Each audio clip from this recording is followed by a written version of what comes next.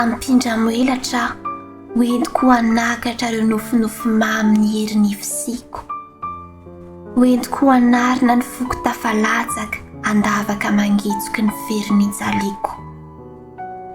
Ampindramoelatra hoentiko hitety ny abakabamanga ny fiainam-pifaliana, fa tsisy antra loatra no orana ny sesy namonto ny efitrano nataoko fitodiana.